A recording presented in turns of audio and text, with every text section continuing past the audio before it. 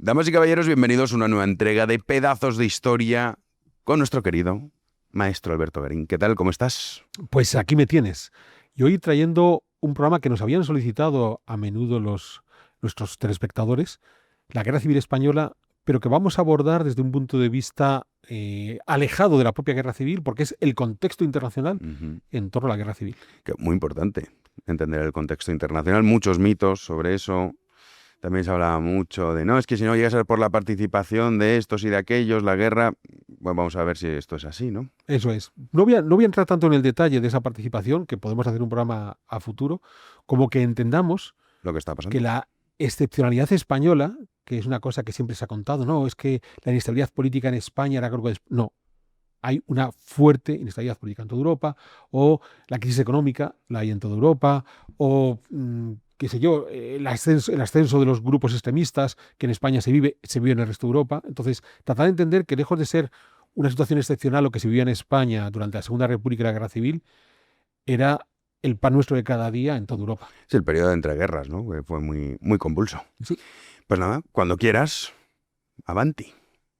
Pues lo que vamos a hacer es entrar en materia y así podemos entender ese contexto internacional en el que se produjo la Guerra Civil Española y de esa manera comprender por qué las potencias, sobre todo europeas, la manera que tuvieron de intervenir en la guerra fue tan distante.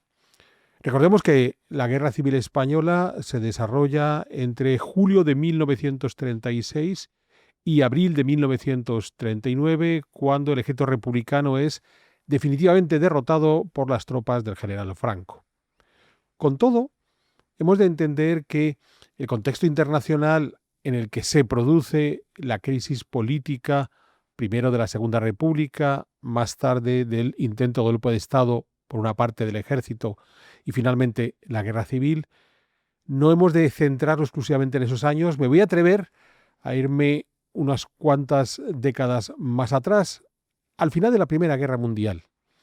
¿Y por qué al final de la Primera Guerra Mundial? Pues porque ahí es donde se va a forjar, en el posterior a esa Primera Guerra Mundial, ese movimiento fascista, pero a la par también el éxito del comunismo en la Unión Soviética, que a la larga son las dos fuerzas que terminan por enfrentarse en los finales de la Guerra Civil Española. Como sabemos, en esa Primera Guerra Mundial, concluida en noviembre de 1918, hay una serie de países que claramente salieron derrotados.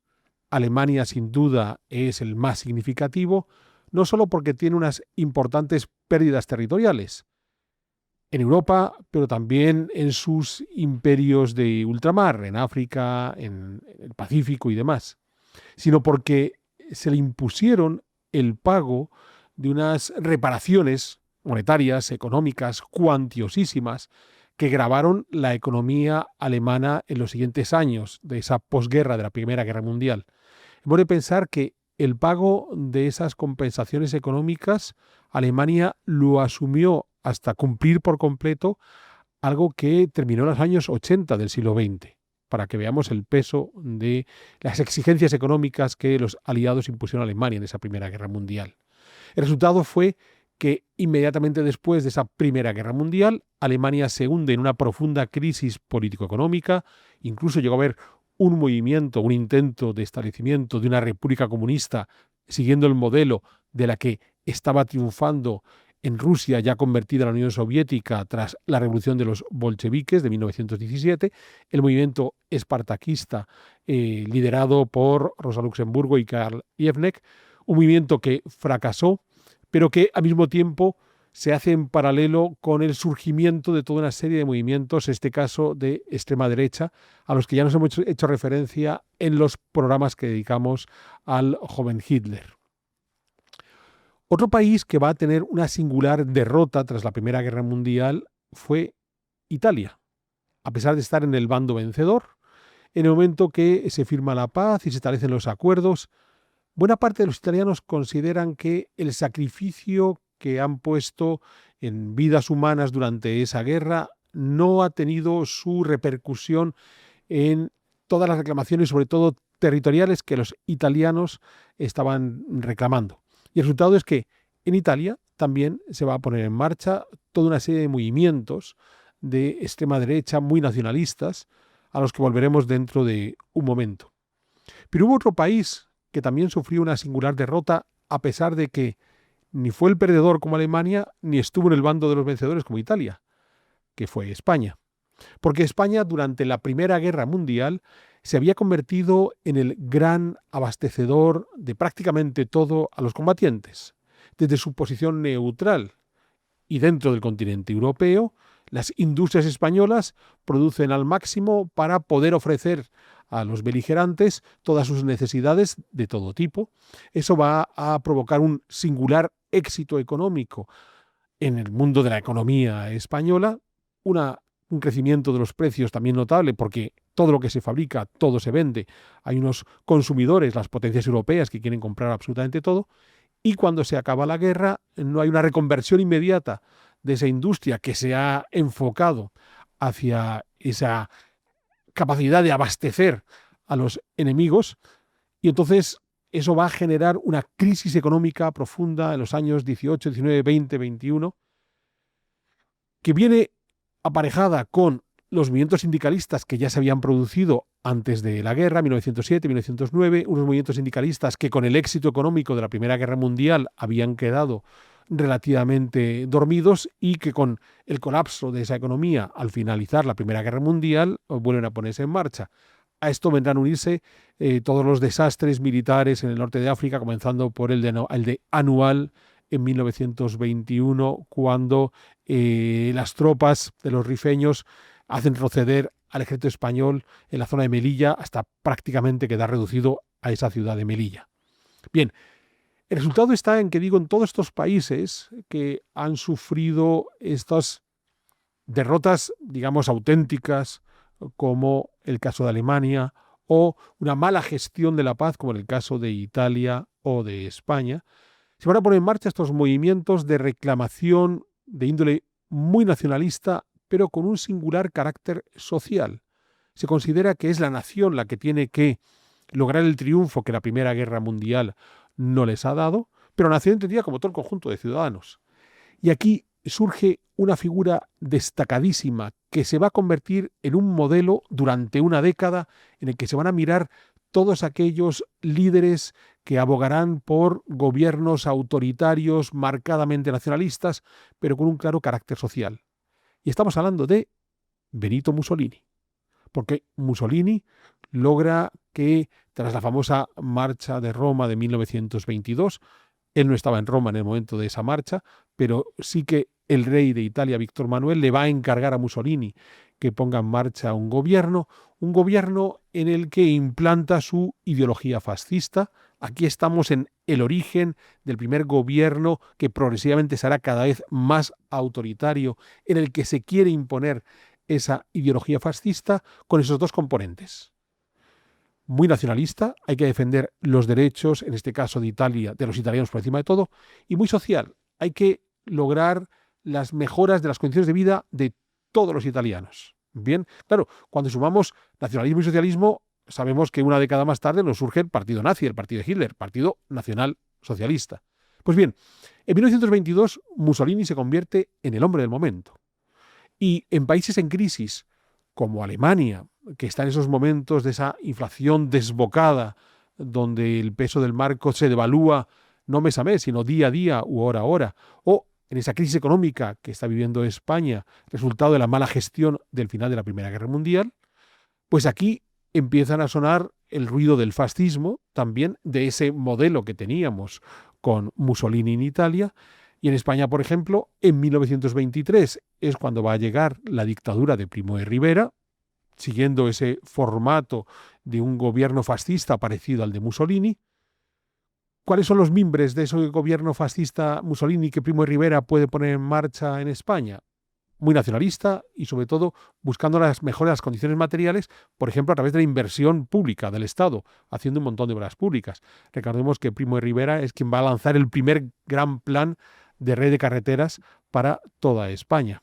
Pero es que en ese 1923, cuando Miguel Primo de Rivera, se convierte en dictador en España, es cuando, en noviembre de ese año, Hitler intenta dar su golpe de Estado en Múnich para también imponer su modelo fascista en Alemania. Primo de Rivera, Hitler, los dos claramente influenciados por lo que Mussolini ha conseguido poner en marcha en Italia. Bien, ojo, curiosamente, el mismo año que Mussolini toma el poder en Italia, unos meses antes, había muerto Lenin en la Unión Soviética. Lenin cerraba así la primerísima etapa posterior a la Revolución Rusa, había logrado establecer un Estado bolchevique, la Unión Soviética, en el que la economía inicialmente, durante la guerra civil de los años 19, 20, 21, rusos rojos contra rusos blancos, con aquel comunismo de guerra, había hundido por completo esa economía, pero concluida la guerra civil, Lenin había puesto en marcha la famosa NEP, la nueva política económica que permitía cierta libertad de mercado, mediante la cual se logró una recuperación de la economía soviética. En 1922 muere Lenin y después de una serie de juegos de tronos en el Comité Central del Partido Comunista, Stalin consigue quedarse con el poder de forma todavía un tanto inestable, va a ir eliminando a sus rivales en los años siguientes, pero Stalin llega con, en principio, la idea de no alterar la fórmula económica de la NEP, de esa nueva política económica, pero de partida aplicándola exclusivamente a la Unión Soviética. No viene con afanes imperialistas, hay que reconstruir primero la Unión Soviética y después ya veremos hacia dónde pueden llegar.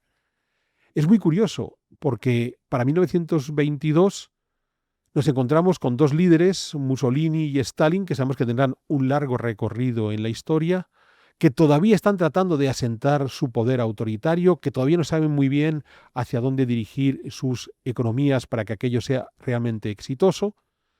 Pero además, y es muy llamativo, a partir de 1922-23, en el caso de Alemania, por ejemplo, se pone fin a esa inflación desbocada y la economía comienza a mejorar.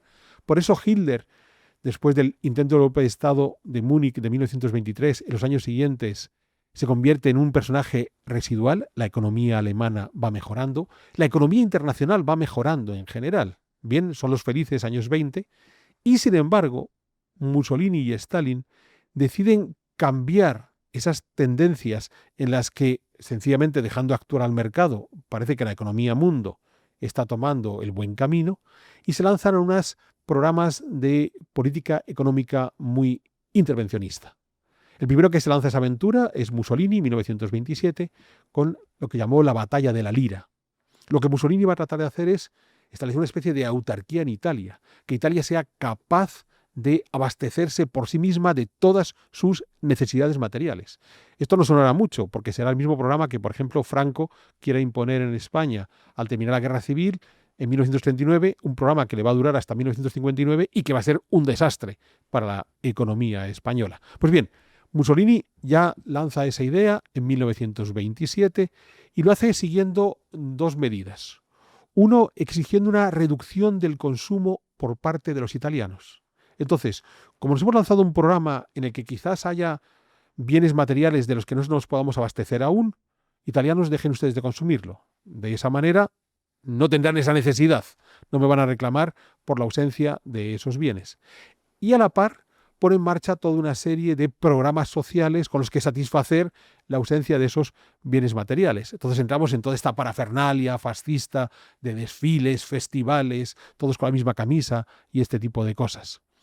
Es muy curioso porque lo que hace Mussolini en 1927 es poner un freno a un desarrollo económico que iba con el viento favorable, como estaba sucediendo en el resto de Europa, bien, y a cambio es capaz de, entre comillas, perder margen de crecimiento. Con lo que para 1927-28 la posición de Mussolini pudo ser un tanto inestable, dado que las medidas que estaba tomando parecían ir en contra de lo que estaba ocurriendo en la economía mundial, que iba mucho mejor que la economía italiana. Pues bien, Stalin, en 1928, pone en marcha unas medidas parecidas con los famosos planes quinquenales. Cierra la NEP, acaba con ese margen de libertad económica que había permitido Lenin y decide que a partir de ahora el Estado tiene que organizar la economía de forma rotunda y absoluta. Ya digo, son esos planes quinquenales. Con lo cual, la pequeña mejora que se había conseguido gracias a la NEP se detiene y entramos ya en los procesos de colectivización Hay una novela de Mikhail Shokholov, Tierras roturadas, que explica muy bien todo ese proceso de colectivización, que fue realmente dramático. Bien, pensemos que eso, al cabo de unos pocos años, provocará la gran hambruna en Ucrania, por ejemplo. Bien, esto quiere decir que Stalin, al igual que Mussolini, había puesto un freno a ese desarrollo económico generalizado en todo el mundo por su obsesión de crear gobiernos totalitarios, muy nacionalistas y demás. En principio parecía que habían optado por la solución equivocada. Pero entonces, a finales de 1929, se produce el crack de la bolsa de Nueva York y la economía mundial se hunde. Se hunde, salvo en Italia y en la Unión Soviética, donde pareciera que han hecho los deberes, y aunque su crecimiento económico es muchísimo más ralentizado y puede presentar grandes inconvenientes, como por ejemplo lo que mencionaba yo de la hambruna de Ucrania, sin embargo están avanzando. Frente a ese mundo capitalista en el que nos hemos engañado durante los felices 20, durante un lustro, de que todo iba a ser el paraíso, y de repente esto se viene abajo. El crack de 29 es fundamental para entender lo que va a suceder después. En España, con la llegada de la Segunda República y más tarde la Guerra Civil, pero, por ejemplo, el ascenso de Hitler en Alemania o incluso el estallido de la Segunda Guerra Mundial. Porque el crack de 29, insisto, pone sobre la mesa en duda la posibilidad de las democracias liberales capitalistas de satisfacer las necesidades de sus ciudadanos, mientras que los gobiernos totalitarios, el soviético o el fascista de Mussolini, parece que esto lo están haciendo de forma correcta. De modo que a partir de ahí vamos a entrar en una dinámica de extremismos. No ha de sorprendernos el caso de España, donde progresivamente a lo largo de la Segunda República las posturas políticas serán cada vez más extremas, no es una excepción, fue la norma de lo que ocurrió en esa Europa de la primera mitad de la década de los 1930. Gran inestabilidad política y protagonismo de los extremismos. Pensemos en este mundo que nos va a ocurrir.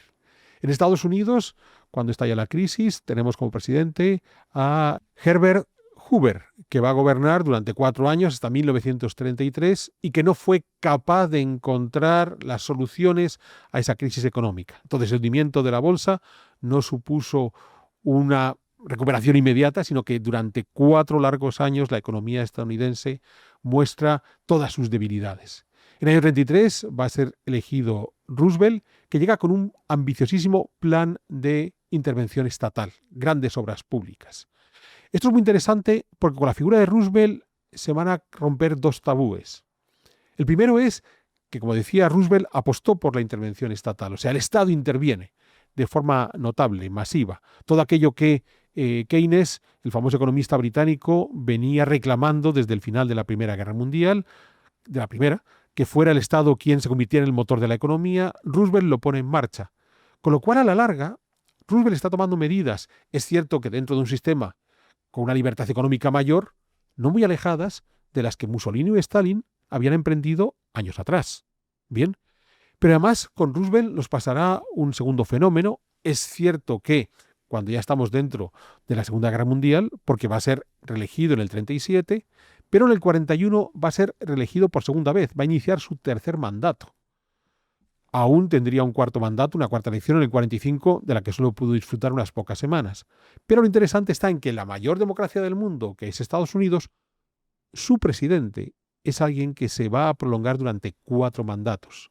Es un hombre que apuesta por la intervención estatal y por la posibilidad de mantenerse en el cargo más allá de lo que la tradición, que no la ley, en Estados Unidos había impuesto de solo 2 mandatos. Por tanto, Estados Unidos, en esos años 30-40, presenta unas soluciones económicas y unas formas políticas que no le suenan tan raro a los movimientos más autoritarios de Europa. ¿De acuerdo? Entendamos esa situación.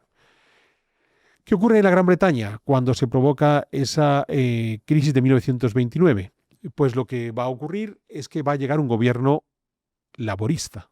Hasta ese momento se han ido alternando en el gobierno liberales y conservadores, por tanto, los grandes partidarios del sistema de libre comercio, y con la crisis del 29 se considera que es el momento de dar paso a la izquierda, a los laboristas. En este caso los de Ramsay MacDonald, que va a tratar durante los primeros años de poner en marcha políticas muy sociales, intervención estatal. No funciona. La economía está tan débil que al final, en el año 1932, genera un gobierno de unidad nacional. Interesantísimo, de 1932 a 1935. Estamos en plena Segunda República Española, bien, con todos sus vaivenes políticos, y en la Gran Bretaña, la única solución que tienen frente a esa inestabilidad política fruto de la crisis económica es crear un gobierno de concentración nacional. Es decir, lo mismo que tendría que hacer Churchill a partir de 1940, ya durante la Segunda Guerra Mundial. Pues esto ya lo ha puesto en marcha MacDonald del 32 al 35. Momento en el que ya deja el gobierno y va a ser sucedido por gobiernos conservadores. Primero el de Stanley Baldwin hasta el 37 y después ya el de Neville Chamberlain, que todos sabemos es el primer ministro que tuvo que enfrentarse al comienzo de la Segunda Guerra Mundial. ¿Qué vemos aquí? Vemos que en el caso de la Gran Bretaña los gobiernos laboristas tampoco han dado soluciones, han tenido que generar esos gobiernos de unidad nacional y al final nos vamos a encontrar con los gobiernos de Baldwin y de Chamberlain, que son los gobiernos más partidarios de esa postura de una negociación tibia con el gobierno de Hitler. ¿Qué está sucediendo en Francia? Para que veamos la inestabilidad política de las potencias europeas al tiempo de la Segunda República Española y la Guerra Civil. Pues en Francia, cuando llega la crisis económica del 29, de partida el poder va a quedar en manos de la llamada Alianza Democrática, lo que podríamos definir como el centro-derecha de la política francesa, pero con una inestabilidad importante. Entre 1929 y 1932 van a tener 3 primeros ministros que se van a ir sucediendo en el puesto, prácticamente a ministro por año. En el 32, y ya estamos en plena República Española con todas sus inestabilidades, suben al poder los radicales socialistas, el centro-izquierda del panorama político francés. Cuando hablamos de radicales, pensemos que en España también había un partido radical en la República, el de Alejandro Lerroux, que además fue primer ministro de la República en varias ocasiones. Pues bueno, entre el 32 y el 35 vamos a tener hasta 7 primeros ministros, prácticamente uno cada 6 meses. En el 35 vuelven los de la Alianza Democrática y en el plazo de poco más de año y pico tienen 4 primeros ministros, con lo que tenemos casi un primer ministro cada 4 meses. Entendamos que en ese contexto de absoluta inestabilidad política en Francia, la capacidad que cualquier primer ministro tenía para un programa internacional era muy limitada. Porque, claro está, cuando van a ocurrir los acontecimientos del inicio de la Guerra Civil Española, lo que va a suceder es que ¿con quién puedes sentarte a negociar en Francia si es posible que a ese primer ministro francés, cuando le mandes el último telegrama, ya lo han cambiado, porque los están cambiando cada 3, 4 meses? Pero es más, en España, a comienzos del 36, gana el Frente Popular, una coalición de izquierda, extrema izquierda. En Francia, pocos meses después, también va a ganar un Frente Popular, el encabezado por Léon Blum, que podía haberse convertido en el gran referente para la República Española, pero Léon Blum tiene un problema en casa, y es que tiene que consolidar su propio gobierno. O sea, Léon Blum, cuando en el 36 se convierte en el primer ministro de ese Frente Popular, viene de un periodo de 7 años en el que ha habido 14 primeros ministros. Entonces, claro, lo último que se le ocurre a Léon Blum es meterse en aventuras internacionales si ya de partida él tiene que consolidar su propia posición en Francia. Pero es más, sabemos que cuando Léon Blum llega al poder, nada más llegar al poder, los sindicatos de izquierdas le declaran una cadena de huelgas revolucionarias para recordarle a este presidente del Frente Popular hasta dónde tiene que llevar sus reformas. Estas cosas muy de la extrema izquierda, que cuando por fin tocan poder, en lugar de tratar de consensuar algo, mejor quemamos todo y así acabamos antes. Es decir, un fenómeno que se estaba viviendo en junio del 36 en Francia, no muy alejado de lo que estaba pasando en junio del 36 en España. Por tanto, no era el mejor momento para que Léon Blum tratara de echar una mano a sus colegas del Frente Popular español. Bien, Léon Blum gobernaría un par de años y al final fue sustituido, volviendo aquel partido radical socialista por Daladier, que será el primer ministro francés que de nuevo tenga que enfrentarse al inicio de la Segunda Guerra Mundial. Un Daladier que ya había estado en aquella sucesión de 7 primeros ministros de principios de los 30, ya había tocado poder en alguna ocasión y que se había radicalizado un poco, como por ejemplo, entre los primeros ministros de la Alianza Democrática estará Pierre Laval, que después será el gran representante de la faceta más fascista, más nazi de Francia durante la Segunda Guerra Mundial. Es decir, en Francia, en los años 30, a comienzos de los 30, vemos como los políticos se fueron radicalizando, se fueron adoptando posturas más extremistas, igual que estaba ocurriendo en la Segunda República Española. De nuevo, lo que sucede en España no es una excepción. Entra dentro de las dinámicas de extremos que se estaban viviendo en la Europa de ese momento. Y mientras tanto, ¿qué sucedía en Alemania?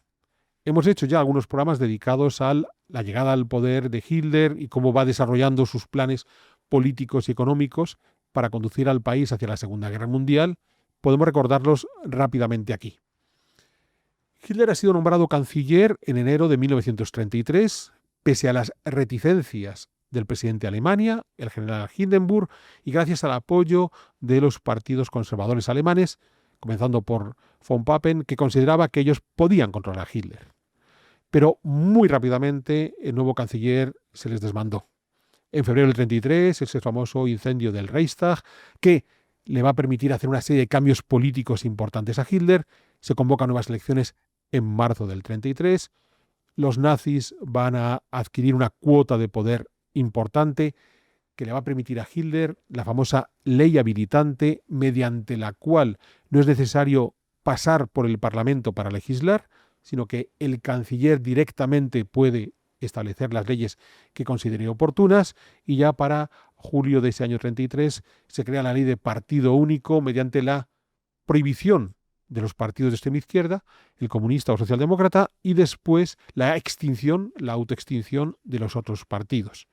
Es curioso porque la ley habilitante presentaba una limitación, y es que el presidente de la República, Hindenburg, podía vetar las iniciativas de Hitler si las consideraba contrarias a la República Alemana.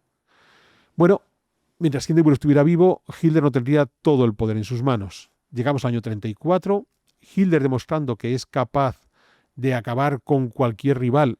En julio del 34 tenemos la famosa Noche de los Cuchillos Largos, cuando elimina a aquellos rivales que dentro del propio partido nazi podían hacerle sombra a Hitler, comenzando por Erich Röhm, el líder de las SA.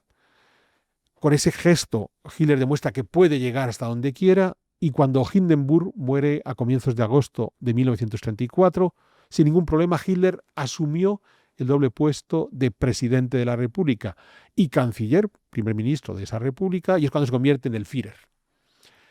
Ya ahí, sin ninguna cortapisa, sin ningún contrapoder, Hitler se lanza a su programa de máximos. Claro, pensemos que todo este proceso de acaparación de poder de Hitler durante el año 33 y la primera mitad del 34, estamos en esos momentos de gran inestabilidad política. En Estados Unidos llega Roosevelt, que está tratando de hacer frente a la durísima crisis económica que Hoover no sabía resolver. En la Gran Bretaña tenemos un gobierno de concentración nacional. En Francia, los primeros ministros están cambiando cada 6 meses. En España estamos con todos los líderes de la Segunda República. En ese contexto, que Hitler vaya tomando cada vez más poder, no ha de sorprendernos. Cada cual estaba cuidando los problemas de su casa como para estar pendientes de lo que hacían fuera de su casa. Pues bien, ya teniendo todo el poder en sus manos, Hitler se lanzó a su programa de gran rearme, que hace público desde finales del 34 y que ya en el 35 pone en marcha. Pensemos que para entonces Hitler ya había establecido los primeros campos de concentración, dedicados esencialmente a los enemigos políticos, sobre todo de la extrema izquierda. Pero tengamos en cuenta que ya estaba mostrando sus cartas. O sea, voy a reprimir todo lo que vaya contra mí y además pongo en marcha el rearme. A comienzos del 35 se produce la anexión del Sarre, ese territorio entre Francia y Alemania que había quedado bajo una especie de mandato internacional, pero se celebra un plebiscito y en el plebiscito el 97% de los habitantes quieren volverse a incorporar a Alemania. Hitler acepta bien la reintegración del Sarre. Con eso lo que está mostrando es que es capaz de recuperar la capacidad de Alemania para ser una potencia en el centro de Europa. Queremos seguir mejorando pedazos de historia en nuestro canal Big One Media. Y para eso necesitamos todo vuestro apoyo en nuestro club de socios. De modo que únete a nosotros y así estamos seguros de poder seguir ofreciéndote programas de calidad y además, en algunas de nuestras categorías de socios, nos puedes compartir tus inquietudes en historia y si somos capaces, trataremos de resolvértela.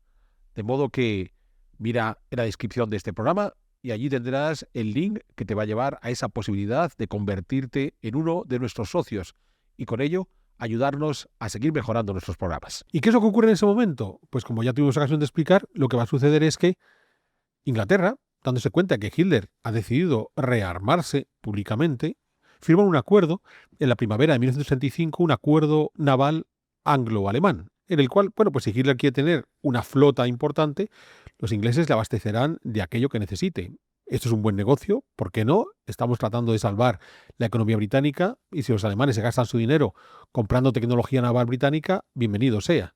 Interesantísimo, porque nos estamos dando cuenta de que a las potencias internacionales el ascenso de Hitler no les preocupa. Una vez más, no fueron capaces de medir hasta qué punto ese líder alemán podía ser problemático en una Europa de una inestabilidad política casi constante en todo el continente.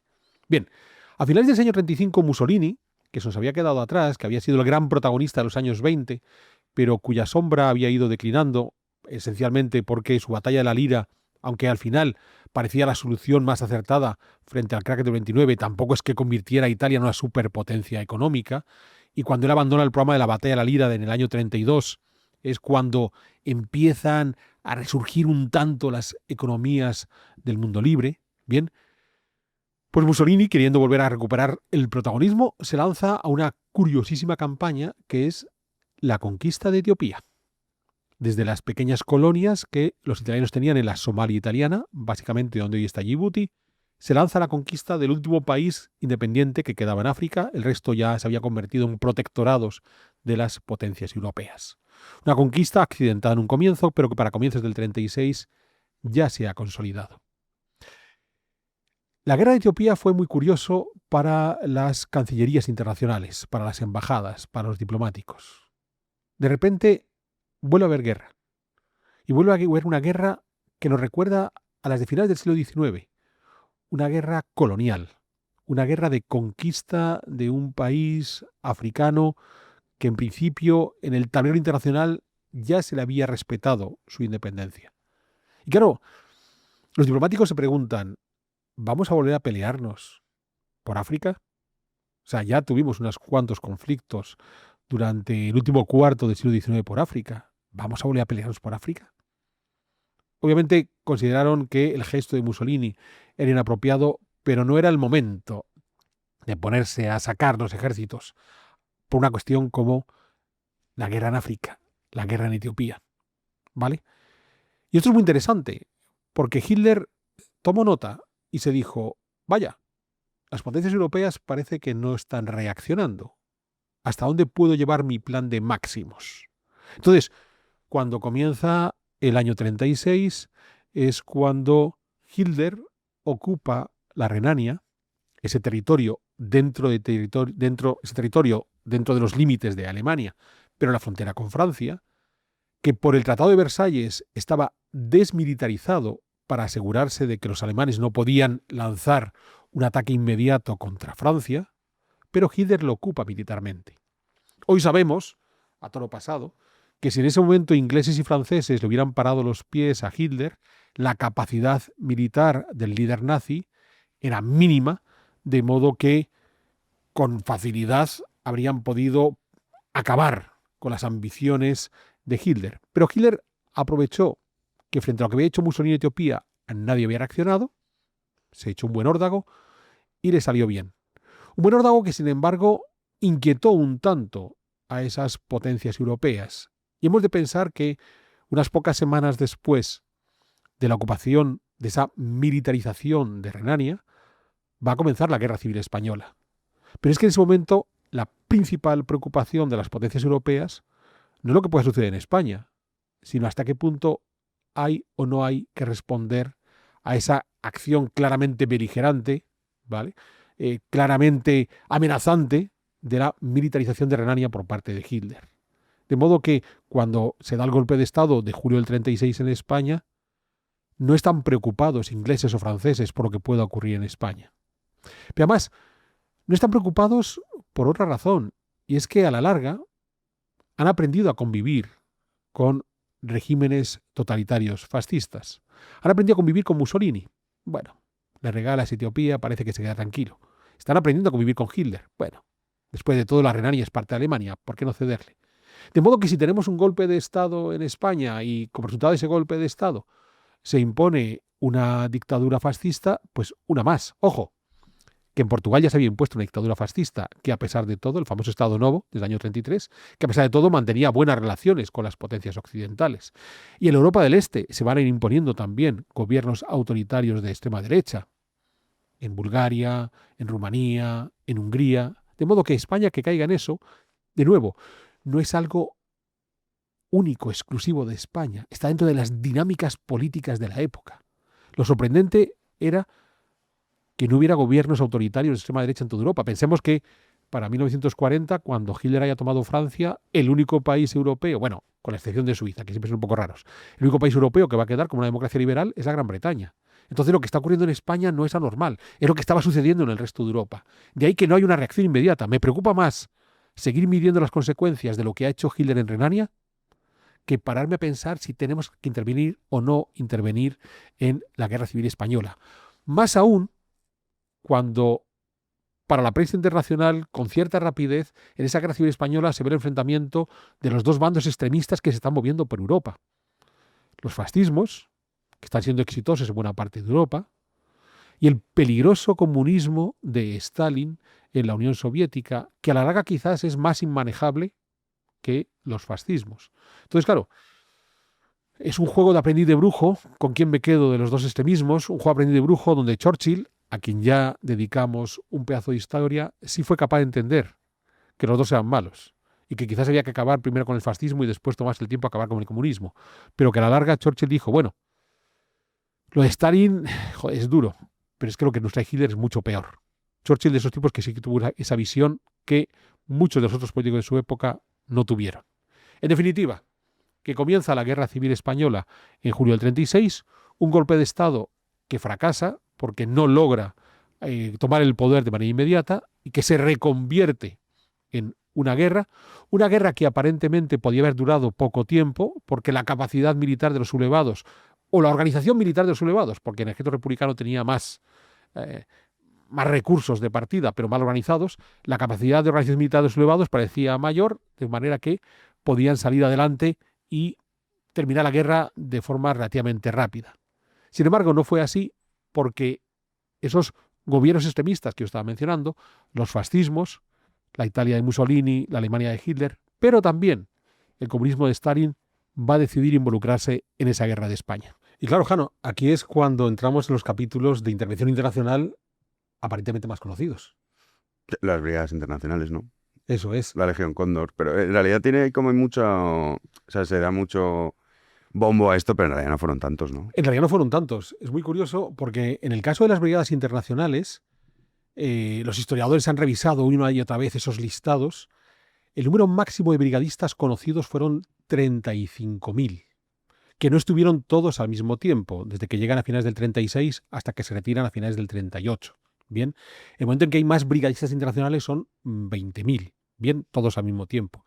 Pero incluso cuando hablamos de las brigadas internacionales siempre pensamos en aquellas gentes que huyen del fascismo y por tanto acuden a otro campo de batalla donde pueden defender sus ideales. Y curiosamente la nación más representada en las brigadas internacionales fue Francia.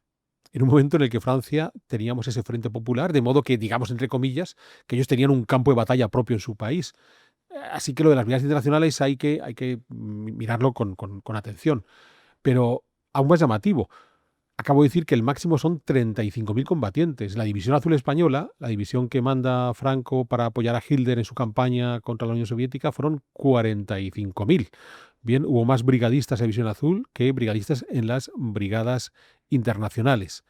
Pero en cualquier caso, hemos de entender los intereses propios, y en muchos casos mezquinos, que alemanes, italianos o soviéticos podían tener en su intervención en España.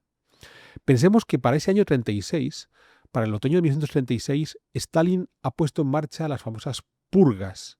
Él ha ido eliminando a sus rivales en el Partido Comunista de la Unión Soviética a lo largo de los años, reforzando su autoridad, pero ahora pasa a mayores y quiere acabar con cualquier disidente en el ámbito político o en el ámbito militar. Los agiógrafos de Stalin dicen que el hombre había visto las ambiciones de Hitler y consideró que tenía que tener una autoridad máxima en la Unión Soviética por si acaso algún día Hitler le atacaba. Pero podemos pensar sencillamente que era su obsesión por tener la mayor cantidad de poder político en sus manos, sin más. Bien, entonces claro, el hecho de que Stalin acuda a España va a acudir en gran medida por esas políticas que él tiene de purga, buscando a aquellos rivales políticos que pueden estar fuera de la Unión Soviética. Pensemos que su principal rival ya había huido, Trotsky, ¿vale? A quien terminarán por cazarle en México y precisamente un supuesto exiliado republicano, Ramón Mercader. Pero más allá de la historia de Trotsky, que ya es después de la Guerra Civil Española, lo curioso está en que Stalin va a aprovechar la Guerra Civil Española para que muchos de estos concienciados de las brigadas internacionales que acuden a España, eliminarlos. O directamente partidos trotskistas que hay en España, como el POUM. Recordemos cuando descomponen completamente el POUM en Barcelona, acabando con todos los trotskistas. Pues bueno, lo que está haciendo Stalin es aprovechar la Guerra Civil Española para llevar sus purgas hasta el final. Y como él quiere además rehacer su estructura militar, pues también aprovecha el campo de batalla español para probar su tecnología militar, sus primeros y mejores tanques, sus aviones y demás. Algo que también Hitler pone en marcha, porque él también va a aprovechar la Guerra Civil Española para poner en práctica las nuevas tecnologías militares que ha desarrollado. Aquí es donde tenemos que entrar en el caso del bombardeo de Guernica de comienzos de 1937. Se está probando hasta qué punto un bombardeo, más allá de que también hay bombardeos por parte de la República sobre población civil en el territorio nacional y demás, lo que ocurre en Guernica es esa puesta en marcha de nuevos sistemas de tecnología militar a través de los cuales medir la capacidad militar del ejército alemán. Es curioso porque Mussolini también lo intentó, solo que a Mussolini le salió mal. En la famosa batalla de Guadalajara, tras las acciones de Málaga, donde parece que la cosa había funcionado, en la famosa batalla de Guadalajara, también de la primera mitad del 37, las tropas italianas van a ser frenadas por el ejército republicano, demostrando las carencias militares importantes que tenían estos italianos.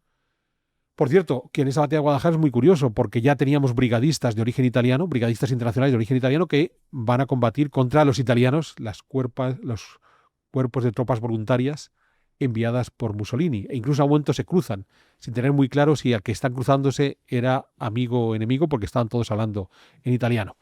Pero más allá de esas anécdotas, es importante entender que frente a la actitud de los gobiernos totalitarios de Europa, la Unión Soviética prolongando sus purgas y ensayando su tecnología militar, Italia y Alemania ensayando su tecnología militar, las potencias occidentales abogan por la no intervención, porque bastante tienen ellos con resolver sus problemas internos de economía, pero sobre todo, porque en julio del 37, cuando la Guerra Civil Española no queda todavía claro, parece que las tropas nacionales van avanzando ya bajo el control de Franco, estalla un nuevo conflicto y este sí que va a inquietar notablemente a Francia e Inglaterra. Es decir, andan todavía tratando de entender si apoyan o no apoyan a la República Española y de repente en julio del 37 Japón invade China. Y ese conflicto sí que inquieta notablemente a ingleses y franceses, porque no saben hasta dónde pueden llegar los japoneses en esa guerra chino-japonesa. Sobre todo porque, ¿qué ocurre si ocupan por completo la China? Pues que de repente Japón se presenta en las fronteras de los imperios. Se presenta en la frontera con la India, se presenta la India británica, se presenta en la frontera de la Indochina francesa. Entonces, una Francia y una Inglaterra que están tratando de recuperar sus economías y que buena parte de los recursos los siguen sacando del imperio, del viejo imperio colonial del siglo XIX, de repente hay un enemigo en ese lejano oriente que pone en riesgo esos imperios. Entonces, claro, en junio del 37 la preocupación de ingleses o de franceses no era lo que estaba sucediendo en España, era lo que estaba sucediendo en China. Y allí sí que tenían que pensar, ¿es necesario que envíe mis ejércitos, que ponga mis tropas en marcha? Porque claro, lo que está ocurriendo en China es que podemos llevar la guerra ahora sí físicamente a las fronteras, en este caso de los imperios francés o inglés. De modo que, una vez más, la guerra de España sigue siendo algo residual para los diplomáticos de esa Europa, que lo único que están viendo es que la guerra sigue avanzando, ¿vale? Pero que más allá de que puedan tener ciertas simpatías o antipatías por determinados bandos, no es algo en lo que ellos vean ventajas de intervenir en esa guerra. Y peor aún, cuando llegamos al año 38 y entonces Hitler ya se les desmanda. O sea, ya tienen abierto ese punto de inestabilidad en la guerra chino-japonesa. Pareciera que Hitler, jugando a las batallitas en España, se ha quedado tranquilo después de lo que hizo en Renania, y sin embargo en el 38 todo se dispara. ¿Por qué se dispara en el 38? Pues porque a comienzos del 38 Hitler se anexiona a Austria, el famoso Anschluss. ¿Bien? Con lo que Hitler demuestra que es capaz de seguir avanzando en sus pretensiones de reunificar la vieja Alemania, donde estén todos esos alemanoparlantes que quedaron fuera de la República Alemania tras el Tratado de Versalles. Y frente a eso, ¿cuál es la política de las potencias europeas y sobre todo de la Gran Bretaña, que es el país que ha conseguido el gobierno más estable frente a la inestabilidad que todavía vive Francia o frente a los totalitarismos fascistas que se están imponiendo en el resto de Europa? Apaciguamiento. Vamos a ver, o sea, el mismo apaciguamiento que ya se había aprobado en España con la no intervención, lo vamos a llevar a Alemania. Bien, entonces, en septiembre del 38 es la famosa conferencia de Múnich, donde se le dice a Hitler, usted qué desea, se lo vamos a dar, y aquí paramos. Bien, y en esa conferencia de Múnich es cuando Hitler reclama a los Sudetes en la frontera de Checoslovaquia, unos Sudetes que va a incorporar poco después en octubre, dejando una Checoslovaquia disminuida, y veremos que después se la comerá casi por completo, pero además, en el momento que Hitler ha visto que los europeos se sientan a negociar con él en Múnich, ya no tiene que ocultar nada. Y pensemos que en noviembre del 38 es la famosa noche de los cristales rotos, cuando se atacan los comercios y los negocios judíos en Alemania. Todo ese antisemitismo que ya se había pasado a formar parte de la política pública de Hitler, pero a nivel de construcciones legales que iban marginando a los judíos, ahora ya adquiere un carácter violento. ¿Por qué? Porque los europeos no me van a reprimir. En Múnich han demostrado que solo tengo que seguir pidiendo y ellos van a ir cediendo. Por eso, a comienzos del 39, Hitler incorporará Chequia, mientras que Eslovaquia se convertirá en otra república favorable al régimen nazi. De ahí que cuando llegue el final de la guerra, en febrero del 39, Francia y la Gran Bretaña ya reconocen el gobierno de Franco. Se dan cuenta que la república no tiene mucho más recorrido, que va a llegar otro régimen totalitario fascista, como otros muchos que hay en Europa. Estos regímenes a los que estamos permitiendo que funcionen con nuestra política de apaciguamiento, o sea, no están tomando una decisión, Chamberlain, en el caso de España, diferente a la que ha tomado en el caso de Italia cuando conquistó Etiopía, en el caso de Alemania cuando militarizó Renania, cuando ha ocupado Austria, cuando se ha quedado con Chequia. Están siguiendo la misma política, o sea, no están haciendo algo diferente en España de lo que han hecho en el resto de Europa. Bien, de modo que cuando llega el final de la guerra civil en España, pues para las potencias europeas es otro país de Europa donde se ha impuesto un régimen autoritario fascista similar a los que había en ese momento ya en Portugal, en Italia, en Alemania, en Eslovaquia, en Rumanía, en Hungría, en Bulgaria. Uno más.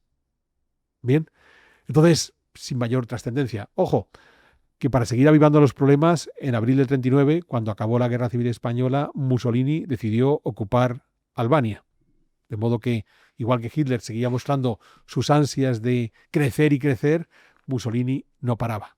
Claro, aquí podemos preguntarnos, y seguro que Jano te acordarás, porque de esto ya hemos hemos hecho un programa, si lo que estaba ocurriendo, uno de los enfrentamientos que teníamos en España, el único enfrentamiento, digamos, internacional, había sido el combate de los regímenes nazifascistas de Alemania e Italia contra la Unión Soviética comunista, y estos cómo quedaron. O sea, ya acabó la guerra y ¿qué ha pasado? Hemos estado matándonos en España.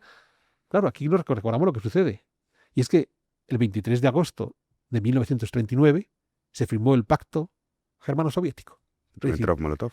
sin ningún problema, estos tipos que se habían estado matando o que habían generado una serie de matanzas en territorio español, decidieron que había llegado el buen momento para hacer un pacto entre ellos, un pacto de colaboración, además un pacto en el que se intercambiaban materias primas, tecnología militar. O sea, la demostración de que estos tipos que en el 36 llegan con su Legión Cóndor y con sus brigadas internacionales, lo hacen por intereses propios. Y cuando esos intereses propios ya no tienen nada que ver con España, pues me siento, negocio, firmo un pacto y ya está. Con lo cual es muy llamativo, porque a lo mejor lo que tenemos que tener muy claro cuando hablamos del contexto internacional vinculado a la Guerra Civil Española es que probablemente esa guerra terminó no el 1 de abril del 39, cuando fue derrotado el ejército republicano por los ejércitos de Franco, sino el 23 de agosto del 39, cuando los supuestos aliados del uno y del otro, de republicanos y de franquistas, no tuvieron ningún inconveniente en sentarse a negociar y hacer ese pacto. Pues bueno, Jano, hasta aquí lo que quería explicar de ese contexto internacional. Sé que suena un poco triste, porque uno pensaba que a lo mejor España era una excepción, lo que ocurría, la inestabilidad de la República, ¿Qué va? es lo que ocurre en el resto de Europa. Bien, un golpe de Estado de extrema derecha es lo que ocurría en el resto de Europa. Que las cancillerías internacionales importaban comino en lo que pasaba en España es normal. Había otros problemas mucho más graves, como Alemania ocupando Renania o la guerra chino-japonesa. De modo que al final, por más que mal que nos pese, por mucho que digamos, ¿y por qué no acudieron? Pues porque no lo consideraron interesante. O sea, no había nadie que dijera, oye, pues merece la pena, quitando estos juegos de tecnología militar de alemanes y rusos, que dijeran, oye, pues habrá que ir a combatir por España. Y entendiendo ese contexto internacional, después ya podemos entrar en la propia triste guerra civil española, pero claro, tienes que sacar del juego ese contexto internacional que pasó de refilón por España. Sí, sobre todo hay muchos mitos también al respecto. Sí, pues bueno, espero haberlos podido Los has explicar. aclarado sin duda. Así que nada, yo me despido ya, Alberto.